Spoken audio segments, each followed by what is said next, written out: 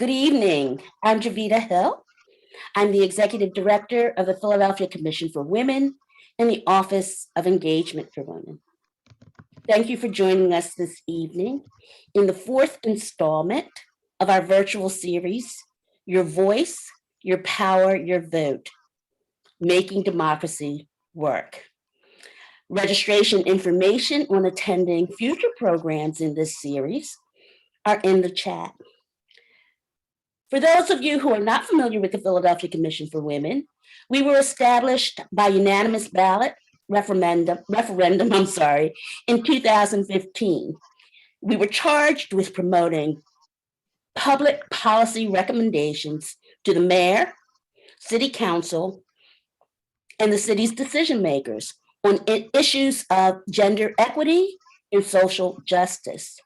To this extent, our priorities have been wage equity, access to affordable childcare, fair workweek scheduling, raising the minimum wage, access to affordable housing for formerly incarcerated women, access to affordable childcare, and access to menstrual hygiene products for school-age people. We helped to advance the legislation that for the first time gives protections to domestic workers. This series was inspired by the difference that women in general, and Black women in particular, made in the 2020 elections that delivered the first Black and Asian American vice president. Followed by our Democracy Under Siege on January 6th. We are eyewitnesses to the fragility of democracy when we see what is going on in Ukraine. And with this in mind, throughout the rest of the year, our programming will be dedicated to encouraging voter participation. Our commission is comprised of 27 people, of which 17 people are appointed by city council, and the mayor appoints 10 people. I would be remiss if there are folks in the audience who are city employees who are thinking about running for public office. And if you are, you must resign to run. That is, of course, unless you are city council staff, because this rule does not apply to them. So it now gives me great pleasure to introduce our moderator for this evening, someone I have long admired. Dawn Miller knows a lot about what it takes to win elections. She was campaign manager for Isaiah Thomas, City Council's youngest member. She currently serves as Councilmember Thomas's chief of staff. She is a graduate of the 2017 Emerge class, and she is what we all call a She Can Win superstar. Please welcome Dawn Miller. And don't be surprised when she becomes a public office candidate. She's got the right stuff. Thank you and welcome, Dawn. Thank you so much, Jovita, and welcome everybody. I'm so honored to be moderating this panel this evening with some incredible women who are a part of organizations that I have had the honor to work with, as well as that helped train me to be where I am today, as well as have led some incredible programs across the state of Pennsylvania. I'm so excited for this discussion. I feel like each one of our panelists brings an incredible and unique perspective about what it means to run for office, not just as women, but as women of color, women statewide, women in the city of Philadelphia. All bring different aspects and all take different sets of skills for sure. So I'm so excited to introduce our first panelist today, Ms. Rebecca McNichol. I'm going to read her bio. Please bear with me. These ladies have some incredible bios. So it's going to take me some time to get through them because I want to do them the just due that they deserve.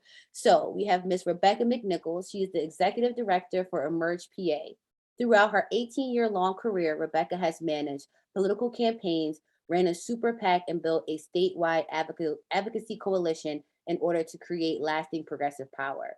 Most recently, Rebecca ran her own consulting company and worked with clients, including #VoteTogether, the Energy Fund, and delivery strategies. Previously, Rebecca served as the Pennsylvania State Director of For Our Fund and For Our Fund Action Fund, a super PAC dedicated to winning elections and regaining political power. Rebecca developed successful national and state-focused issue advocacy campaigns, as well as ran a robust 2016 election program. From 2010 to 2016, Rebecca served as the executive director of the Coalition for Labor Engagement and Accountable Revenues, also known as the CLEAR Coalition, a broad-based coalition of labor organizations representing over 1 million Pennsylvanians united to support of an equitable state budget. Another fun fact that's listed here too is that one of our newest commissioners for the Philadelphia Women's Commission is Movita Johnson Harrell, and Movita was actually a part of the 2016 Emerge graduation class, and I was honored to be a part of the 2017 Emerge graduation class. So Rebecca, we're so honored to have you here and look forward to your presentation. Oh, well, thank you so much. It's my pleasure to be here. Thank you all so much for having me.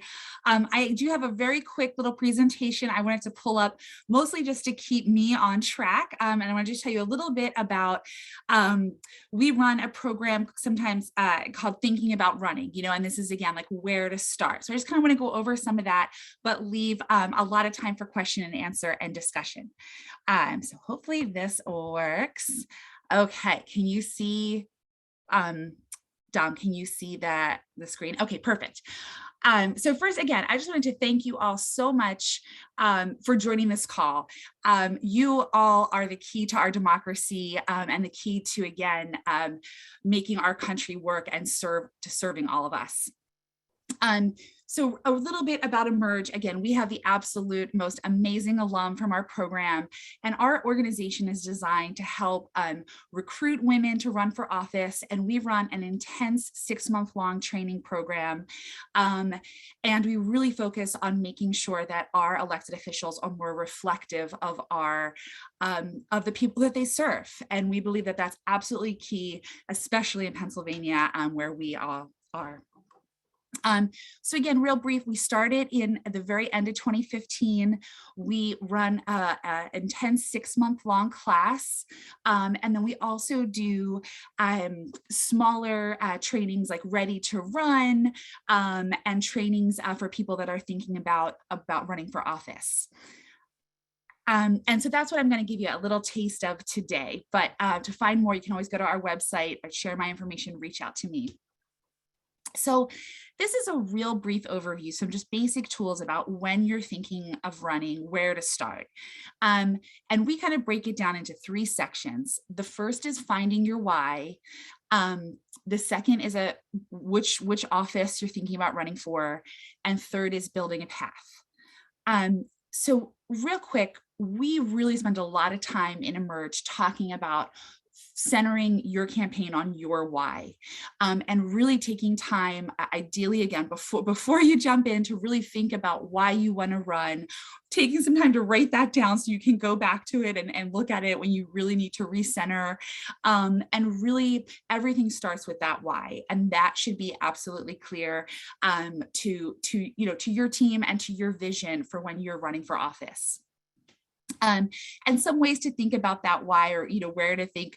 We have this exercise where we ask our the women in our class to sometimes think about, if they were to be given a lifetime achievement award, what would that be for? And that's usually a good place to start with, kind of centering your obviously your passions and which public policy issues that really motivate you to run.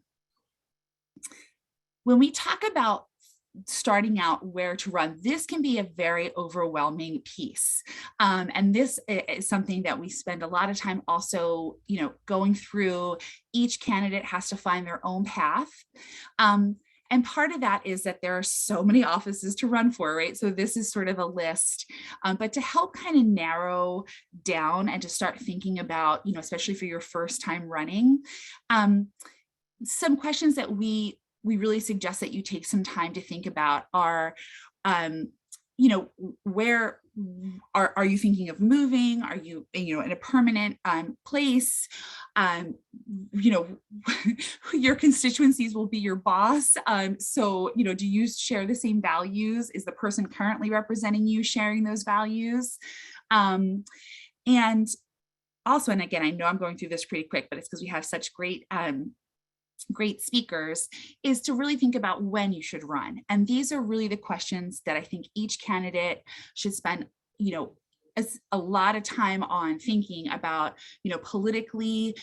Do you want to, is there an open seat? Are you willing to challenge an incumbent? And the sort of, what that means. Do you want to primary a person in your own party, what that can mean, and who else will be on the ballot. I think sometimes the area that we spend a lot of time talking about that sometimes gets overshadowed is the personal part, really thinking about your relationships and what it means for you, not only to be running for office, but then once you're elected, actually serving. And your finances. And we'll get a little bit more into that into the next slide. But really, when you're first thinking about it, I think to kind of have these thoughts, you'll be in such a better position when you actually launch your campaign. This is something that sometimes people don't think about, but am I prepared to win? Am I prepared, to do the work to launch a competitive campaign? If I'm actually elected to state representative, can I go to Harrisburg and spend that much time there, given, other responsibilities you might have? So really thinking about that piece is also critical. This is another interesting one. What if I lose? When might the cost of running and losing outweigh the benefits? And that, again, is so specific to you and to your district.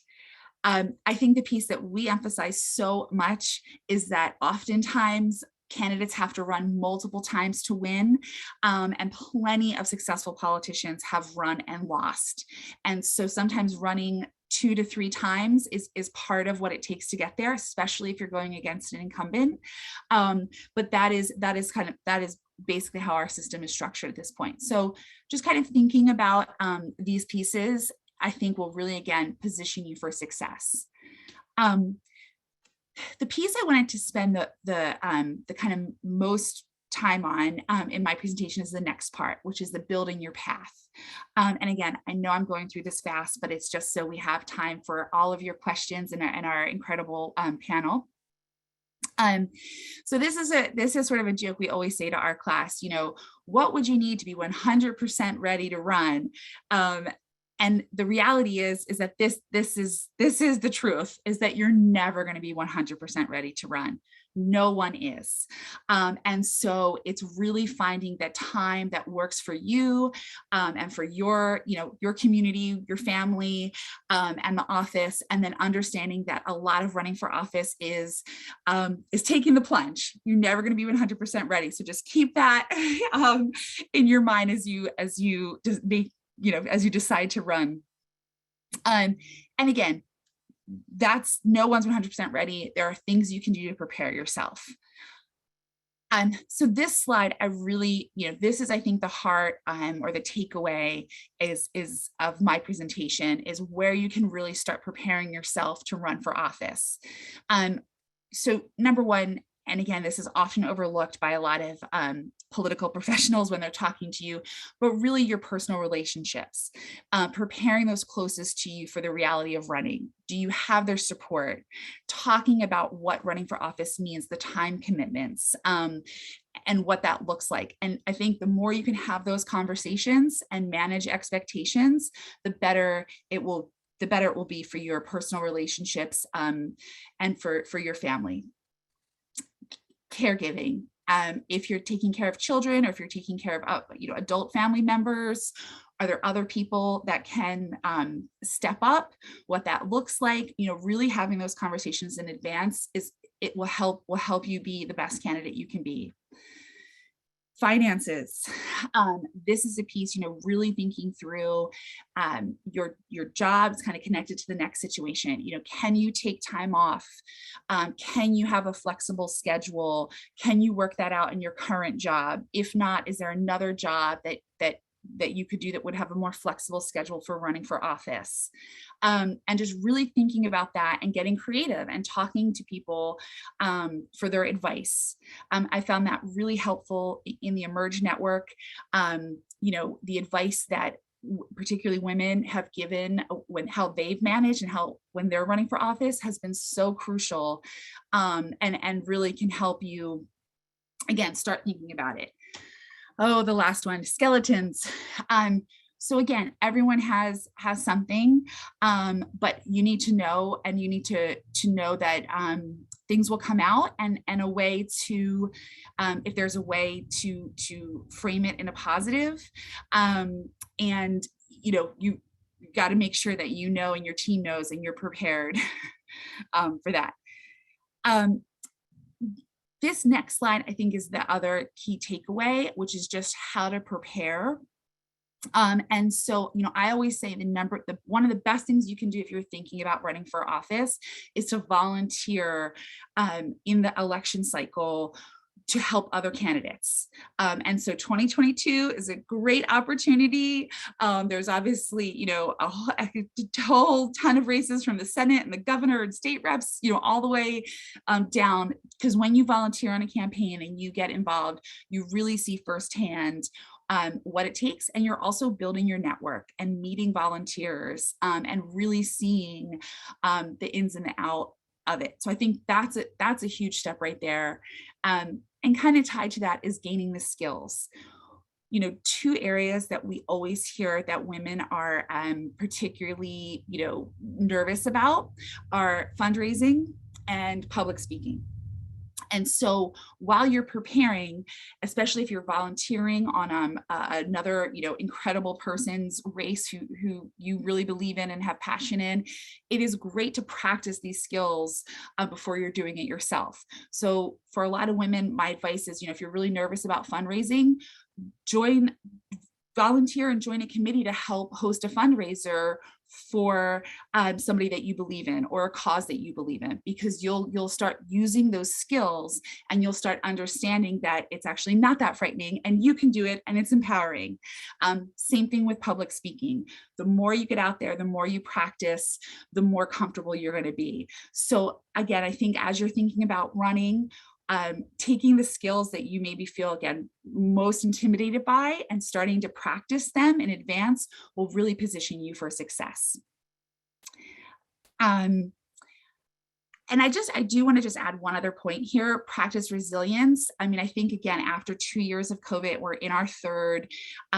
These are very difficult, stressful times. And so I really think it is absolutely key for when you're running for office that you do have a self-care routine, what that means to you, whether that's, you know, taking time to go to church, taking time to exercise, taking time to meditate every day, something that you feel is for you to really regain your energy, is absolutely key, and often, again, overlooked on campaigns. So I really would also emphasize that, and think that that's a great practice to start now.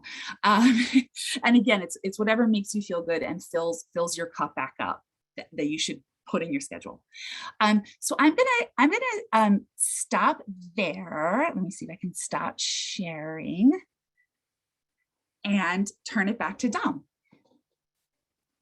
Thank you so much, Rebecca. That was amazing. And I feel like you did a great job of just like summing that up, because each one of those in itself could be a full day's training. So great job.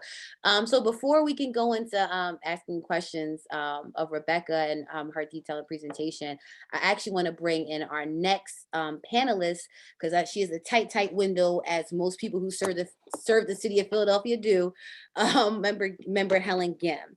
Seated in 2016, Philadelphia City Council member at large Helen Gym leads a human rights agenda which measures outcome based on the health and well-being of young people in the city. As chair of Council's Children and Youth Committee, she has helped lead public schools agenda that contributed to the 17-year state takeover of Philadelphia public school systems, supported funding for pre-K programs, and restored nurses and counselors back in every public school. She established the city's first legal defense fund for tenants facing eviction, and the city's first fund specifically to specifically address youth homelessness. She has also focused her legislative efforts on economic justice issues, including championing fair scheduling legislation, expanding the city's living wages law, and requiring disclosure for businesses accepting city subsidies. Helen's political vision is rooted in her organizing background. A former school teacher and journalist, Helen co-founded Parents United for Public Education, a citywide group that builds parents' voices and works for equality, equity, and transparency in school budgets, while also successfully advocating for millions of dollars for new revenue for Philadelphia public schools. Helen co-founded the Philadelphia Public Schools Notebook, an independent education newspaper which has done extensive investigation into school district budgeting, privatization, charters, and segregation, and the impact of high-stakes testing. As the first Asian American woman to serve on Philadelphia City Council, Helen has a deep connection to Philadelphia's Asian American and immigrant communities.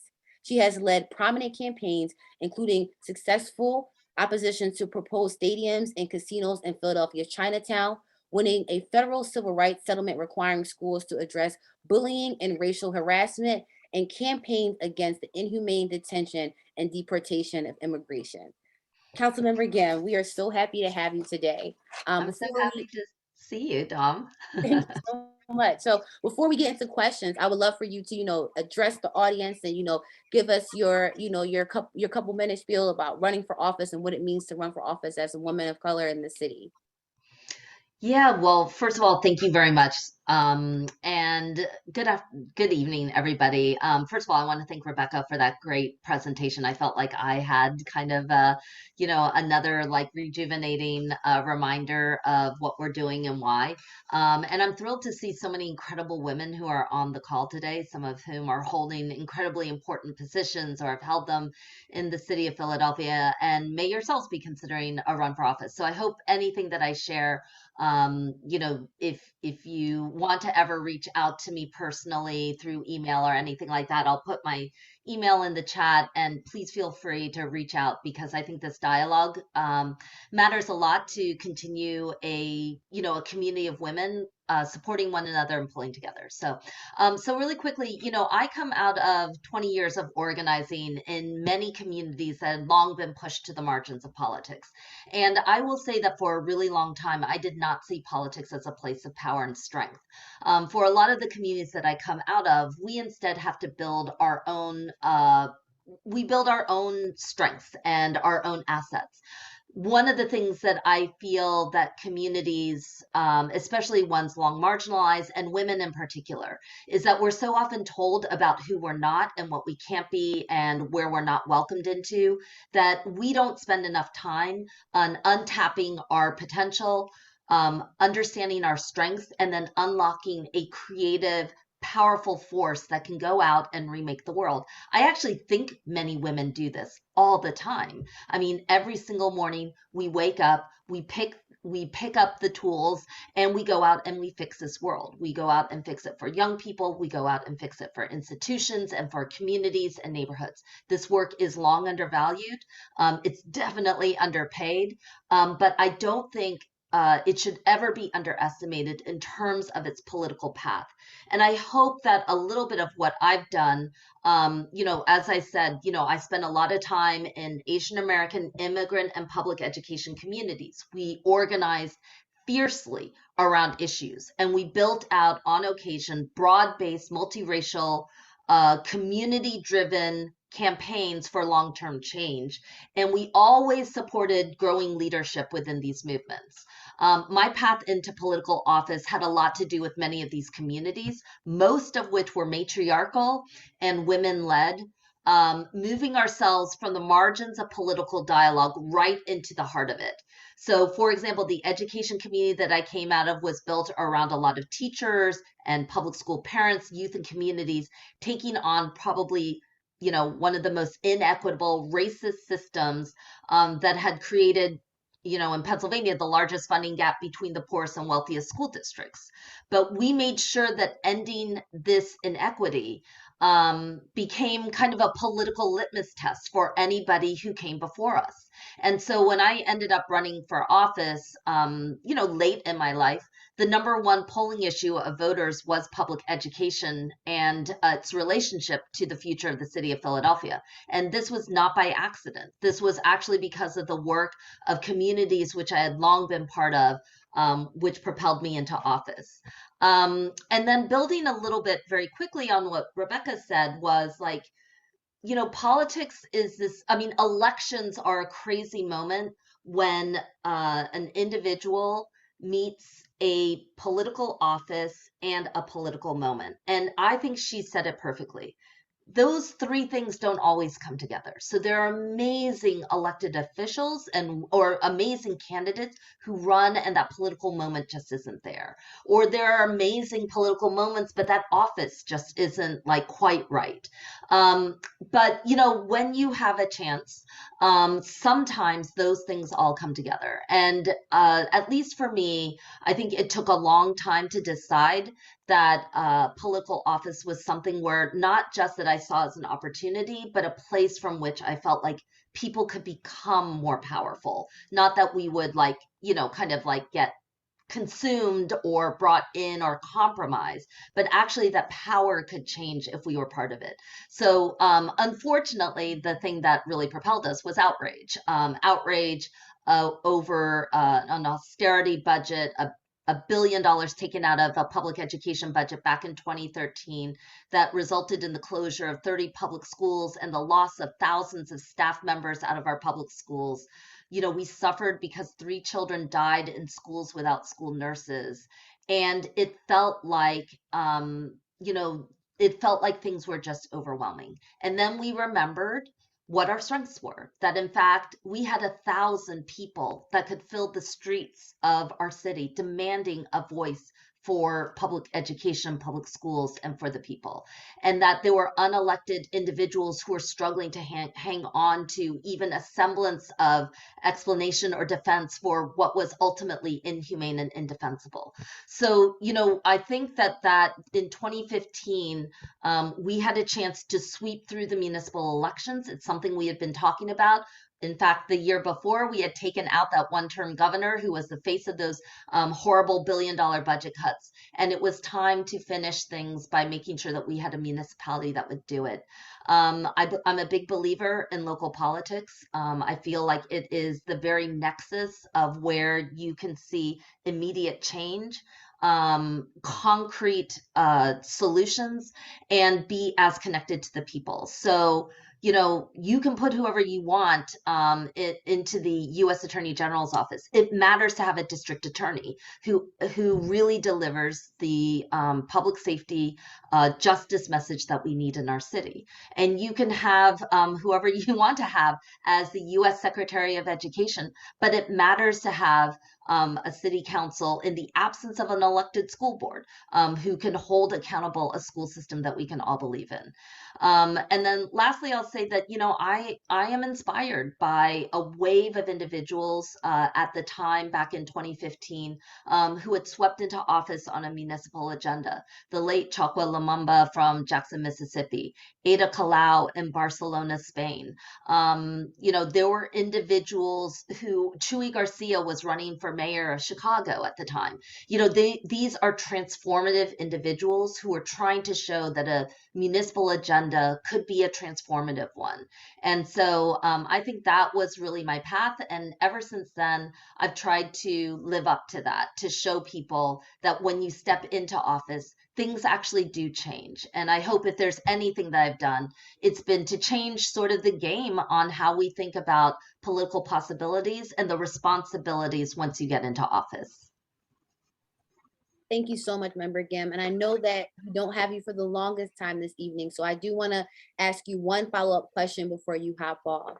So you talked so much about your passion for running for office, what led you to run for office, and you kind of took most of my questions. So my last question I have is, you know, what is advice that you have or would give to a woman running for office, considering running for office, at the peak of making that decision? What advice would you give her?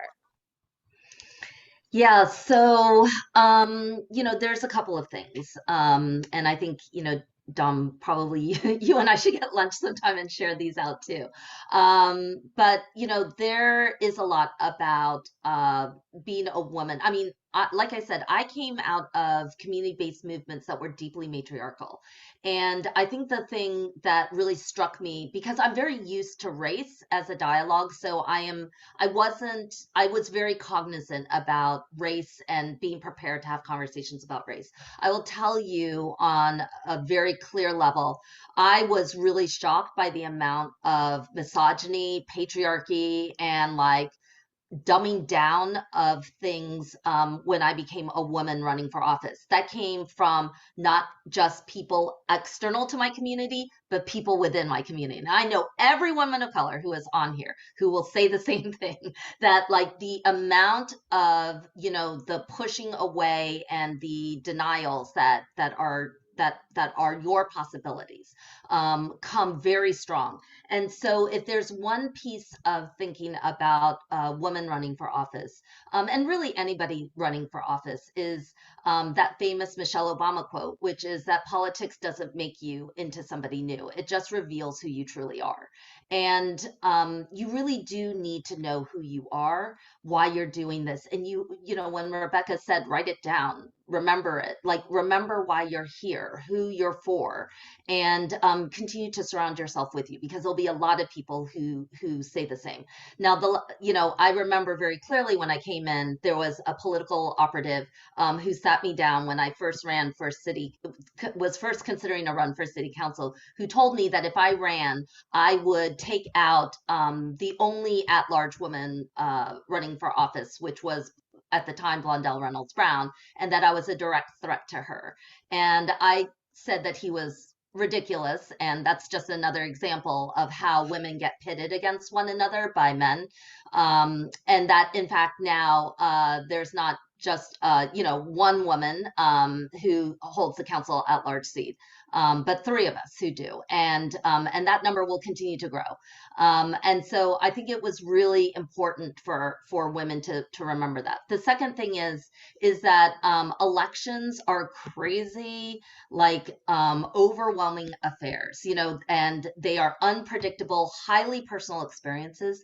And so it's important to be conscious of those moments when it really just all comes together for you, because there are extraordinary moments of personal joy and inspiration that really reaffirmed my faith in the political process. So you are going to be constantly reminded of what didn't work, your vulnerabilities and your weaknesses. And absolutely, in the end, just know that, you know, you have to reflect on those. But this bold undertaking that you have will be the biggest professional development, biggest personal investment that you make in you.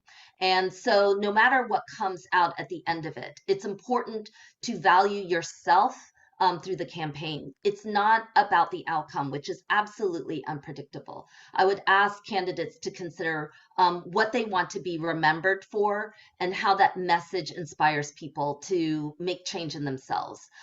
Again, to invoke President Obama, it's the line that it's not any one candidate's ability to bring change, but it's about inspiring people to believe in their own power to make change. And so, you know, get a good fundraiser. Don't underestimate the power of how much money can insulate you from a lot of things. Know your strengths, deal with your weaknesses, but absolutely know your strengths, because the one thing that the political system prepares for a lot of stuff, you know, like money and relationships and power structures, et cetera, et cetera. The one thing it cannot predict, though, is your unique untapped potential. And when that gets unleashed and your network is kind of realized and your own creativity happens, really, there's nothing. That's what it means to forge a new path, one that nobody else has figured out.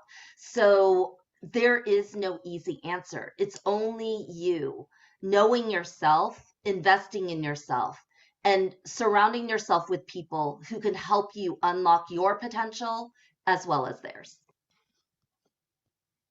Thank you so much for that answer. And I think that the chat and everybody here is loving it too. Your words are extremely inspiring, and thank you so much. If you can hang out, we would love for you to stay and join the discussion as long as you can. Before we open it up for our open discussion, and please put your answers and put your questions in the chat. I'm reading along and seeing all the questions and amazing words you all are saying about our speakers.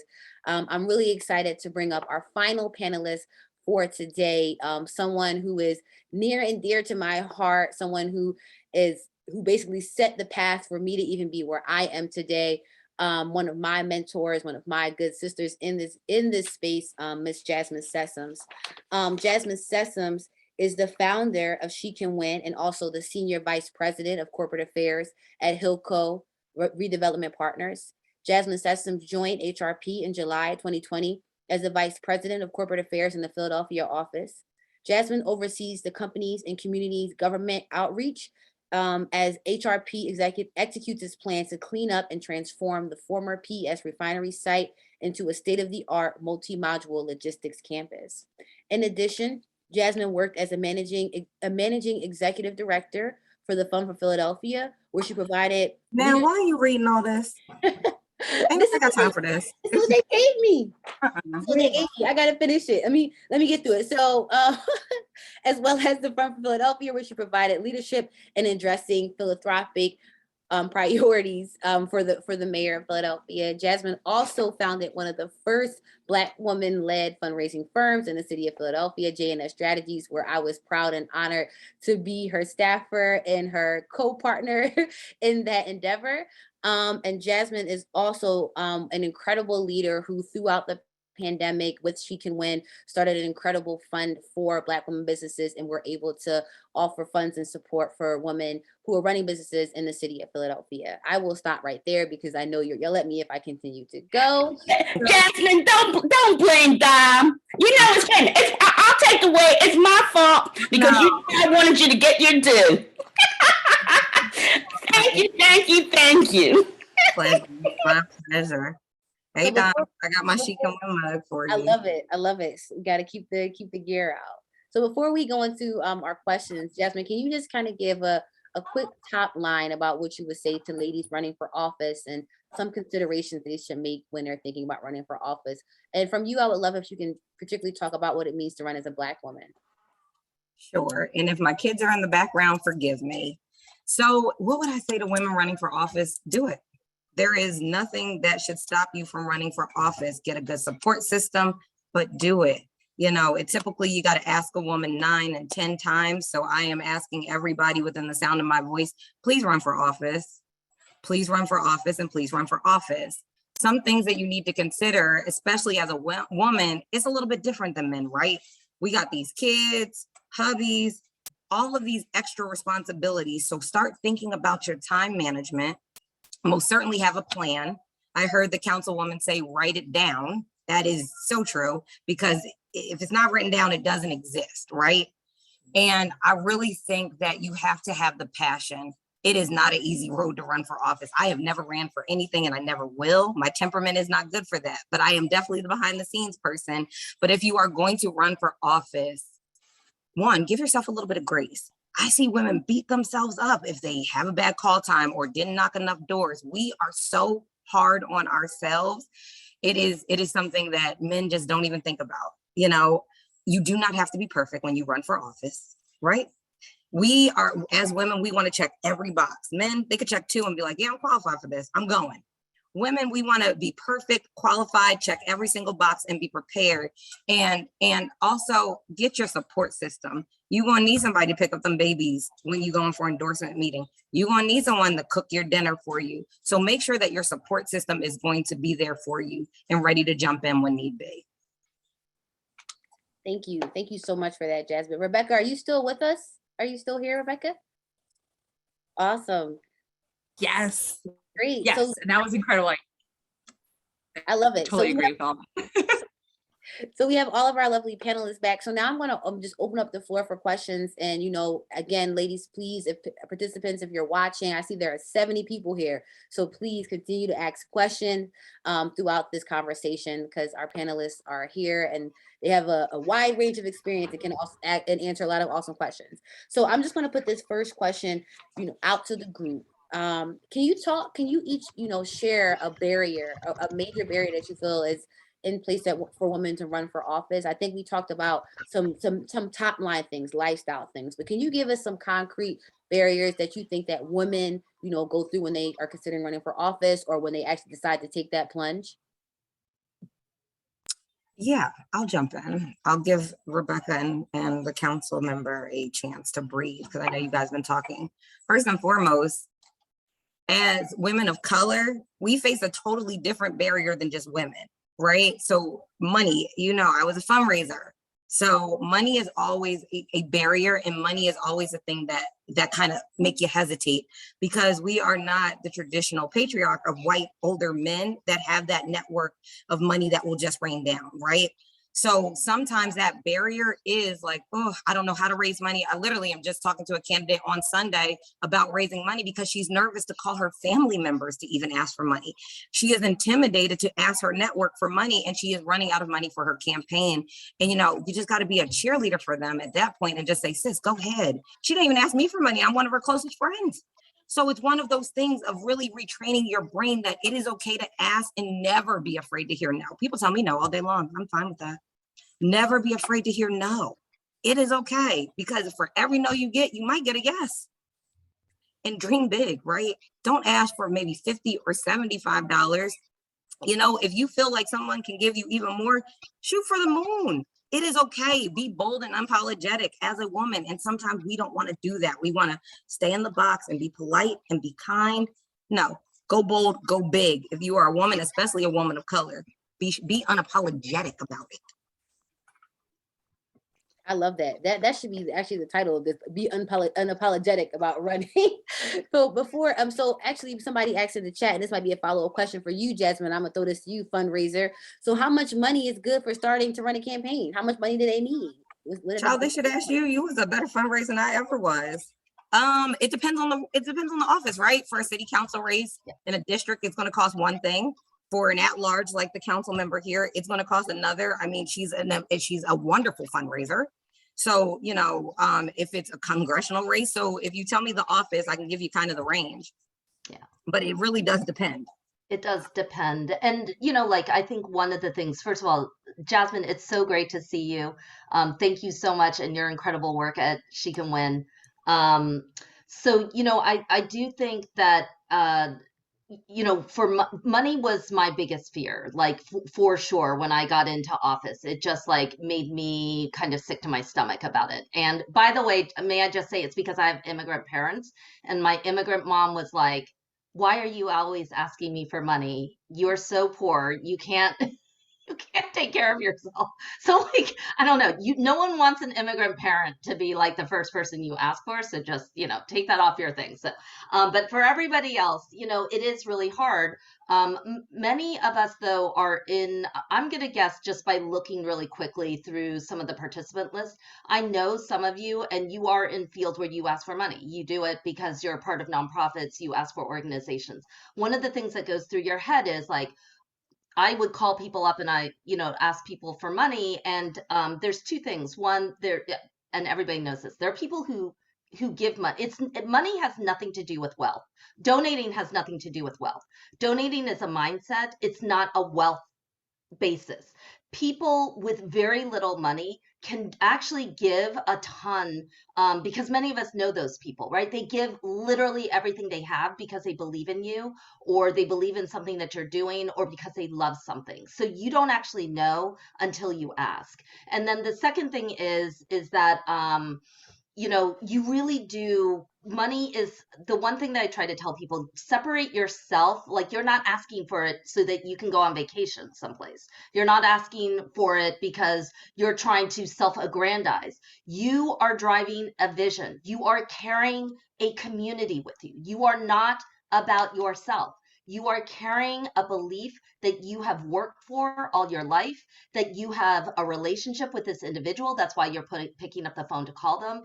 And that this vision that you've worked together on is worth investing in. And maybe it doesn't get across the finish line, but hey, we've done things before that don't do that.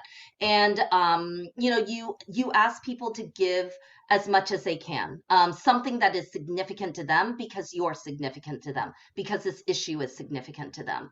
And then you keep pushing. And you know, it's extremely hard. It's time consuming.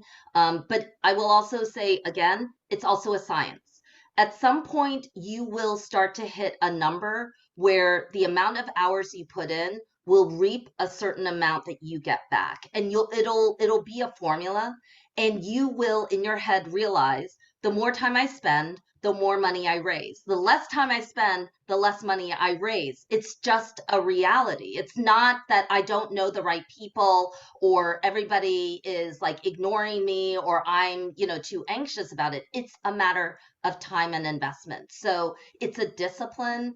And then the last thing I say is that money cannot transform you into something you're not, but money will unleash your power to show everybody who you are. So it's worth it. You know, it is worth it. You need less money, maybe sometimes if you're a little bit well known. You need more money if you need to get to more people. So just think about those things in that way. And I hope if anybody has anxieties, talk to me, because if I tell you about all of this, I'll pretend that I'm better at what I do, and I'll feel better, because my finance director, if they were on this call, would be like, you need to be doing more. So all of us try to be better on this. Rebecca, did you want to add something? No, I totally agree. I mean, money, I think, is the thing that is like the most intimidating, overwhelming piece, and everything that that the incredible panelists said is absolutely the case. And again, to kind of like emphasize what Jasmine said, it's like you have to get used to asking. You're going to be asking all the time, whether it's for people to babysit, whether it's people to drive you to events so you can make calls while you're in the car, whether it's people to bring food to your volunteer petition signings, right? Like, you need to get comfortable with making asks. And again, the fundraising, I totally agree that the practice, the more you do it, the better it gets. And it does become, you know, people are investing in you and what you're doing for the community, and think of it that way. So thank you so much, Rebecca. I'm going to actually pass this next question to you, because I think that this is something that Emerge really focuses on through the training, and it's really, you know, building out that self aspect. You talked about the why, and you know, I remember being in my first day of that Emerge training, and everybody cries on the first day of Emerge training. It's a thing. They do it on purpose. They make you do it. I don't know what it is, but I think that, you know, you guys really tap into that space of really trying to build confidence for, you know, for women we're getting ready. And I think both the council member and Jasmine really emphasized the importance of that. So can you speak a little bit about how Emerge really, you know, pours that into women, preparing them not just on the structural side, but, you know, personally and mentally? Like, how are they, you know, getting ready to start these races? Yes, I think that's the other piece that holds a lot of women back, right? Is the imposter syndrome. We hear about it a lot. It's a combination of needing to be, I think it's a combination of needing to be asked, you know, a bunch of times. It's a combination of needing to see yourself in those positions, which obviously, you know, we're trying, and we're trying, but again, there's so many, you know, areas where we still don't have representation. And so that's part of it, right? Seeing it to be it. And then also feeling that people don't have the experience, which couldn't be further from the truth. And so I think so much of our program is trying to instill that confidence of, you have the skills, you have the network, you are a leader, and to be comfortable in that position, and that we really need you to be there. We need you at the table. And again, I think so many of the women can, when other women share that they're feeling this imposter syndrome, that is actually kind of helpful for everyone, because it's like, wait, how could you, like, I see you as just absolutely so incredible. And it's like, yes, everyone here is, and we're all qualified, and we need to, you know, move past this and realize that, that this can't hold us back. And so, you know, I think that level of confidence is something that, you know, is a huge barrier. And luckily, I think as we get more women, especially more women of color, elected and in positions, people can see that it's done, and that is super helpful. And then again, just providing a support system, having those people around you that aren't on your payroll, that really, can keep you going and keep you motivated, and keep pushing you to be all that you can be. Thank you so much, Rebecca. And I want to ask this, I think this might be my last question, because we're actually getting close to 7 o'clock. I can't believe it already.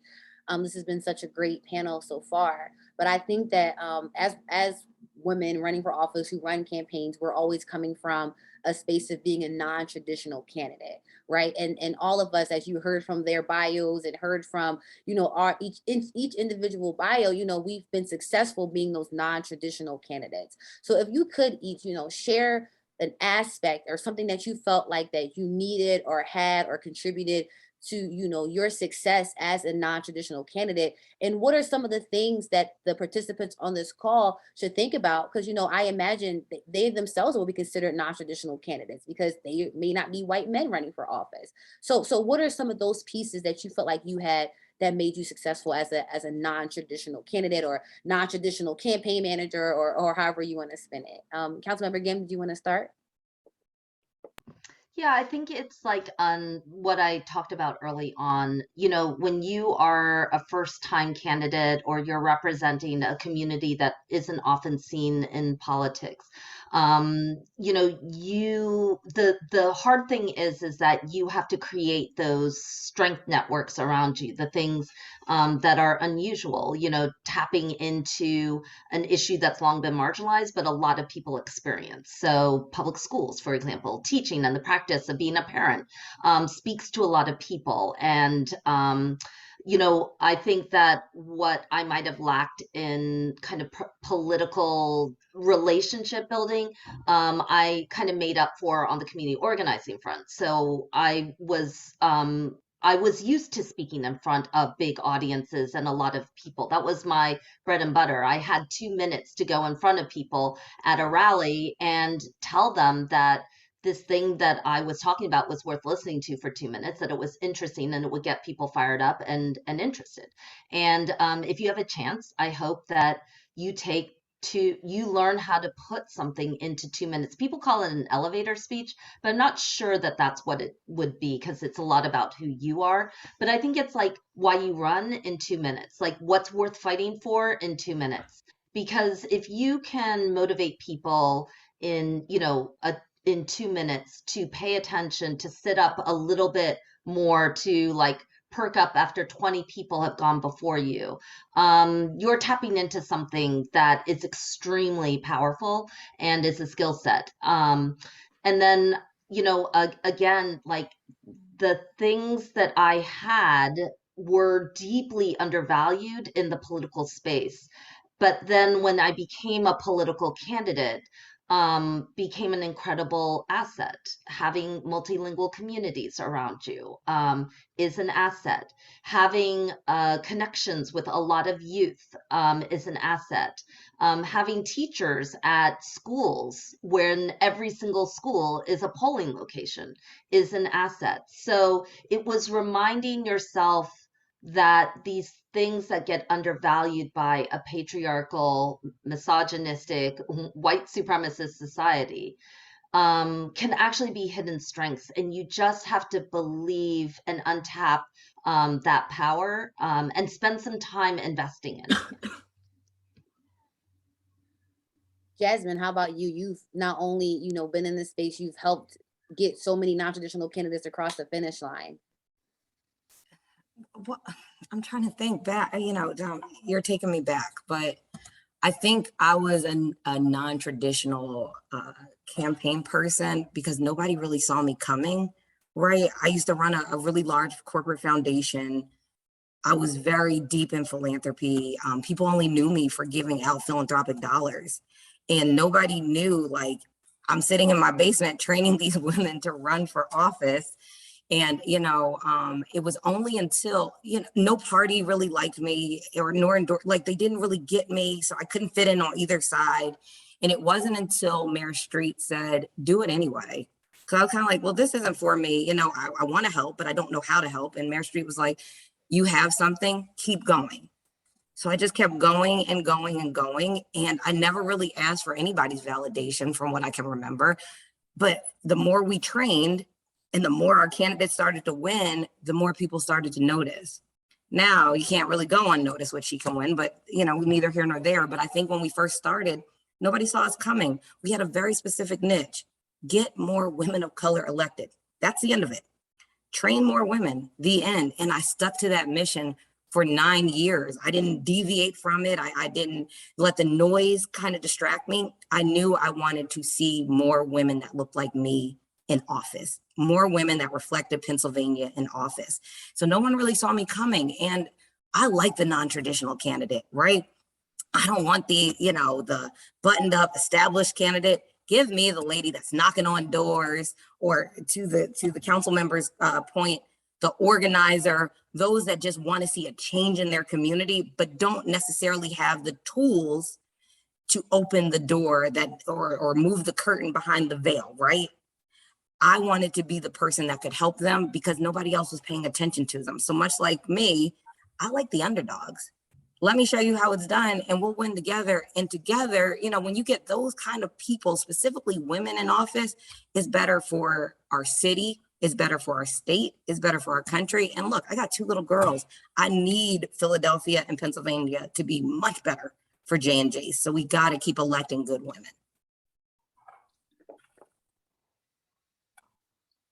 I love that. I mean, I totally agree. And I also, you know, I feel like having that network, right? I think like one of the best things about She Can Win and Emerge, you know, is that there's a real camaraderie and sisterhood and a peer-to-peer network among the candidates that has often really been missing in politics, particularly for women. You often felt very alone running for office. And so I think that, you know, peer-to-peer and having that support system and being in contact with other women who are running and sharing best practices and sharing days when you're really down, just sending that text message of like, oh man, I had like the worst day today. Right. And exactly what you said about, you know, giving grace to yourself. And sometimes you need, you know, an outside voice, one of your friends or one of your, you know, somebody who can totally relate to help you get there and help you say, you know, take a few, give yourself some grace and get up the next day and keep up the fight, you know? And so I think, you know, for me coming in, I just like Jasmine, I'm like, I've never run for office. I never planned to, I never had my name on the ballot. So it's a whole different thing. But you know, I really feel like that peer-to-peer and having that support system and reaching out to other candidates that people that have run for office and their wisdom can really help and can help keep you going. Thank you so much, Rebecca. Thank you so much, Jasmine. And thank you so much, Member Gym. This conversation has just made me so full, and I always appreciate spaces like this because first of all, I already know how Jasmine and the council lady schedules are. So to get them together in this space is momentous. So let's just a round of applause for that. But no, I think that each speaker, you know, imparted some incredible wisdom. And I think that what they both made a point to, and I want to emphasize this, is that this does not have to be the end of the conversation. Each speaker, and I will as well, put their emails directly in the chat. So that means you can ask them questions and follow up with them to really get a deep dive, because I feel like you all were asking some incredible questions in the chat that real candidates need to have with real consultants and sit down and talk about these plans. And I think that there are people who want to do that with you. And our panelists have, you know, made themselves available, and I will as well. So I just want to say, you know, thank you and close out by thanking everyone for being a part of this panel. And I'm going to pass it back to Vanessa and Jovita at the Women's Commission. And thank you so much for allowing me to be a part of this conversation. Thank you. So, all right. So I just want to say that was an incredibly inspiring conversation with such amazing women.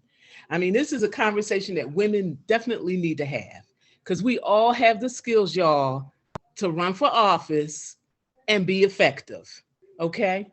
So, and I'm hoping that a lot of the people who were on this call will consider running. Consider running. I think Nelson Mandela said, it always seems impossible until it is done. So So I want to thank again our incredible moderator, Don Miller, our amazing panelists, Rebecca McNichols, Councilmember Helen Gym, and Jasmine Sessoms. And last but not least, our communications and engagement coordinator, Saparshi Dutt, because I don't know how to do any of that. Okay. All right. So the Philadelphia Commission for Women's remaining schedule for Women's History Month are as follows. On March the 19th, build your brand and they will come. How your personal story can build a movement. March the 26th, build your block and they will come. How to inspire civic participation. March the 28th, Dignity for Incarcerated Women, co-sponsored with Ardella's House and the Dream Corps to commemorate National Day of Empathy. March the 29th, Mobilizing the Latino Vote, and that's going to be moderated by Councilmember Maria Quinones Sanchez. And lastly, on March the 31st, Resistance, How Women Save Democracy. And those guest speakers will be Latasha Brown and Jennifer Rubin. So I just want to say to everybody, have a great evening and be safe out there in them streets, y'all.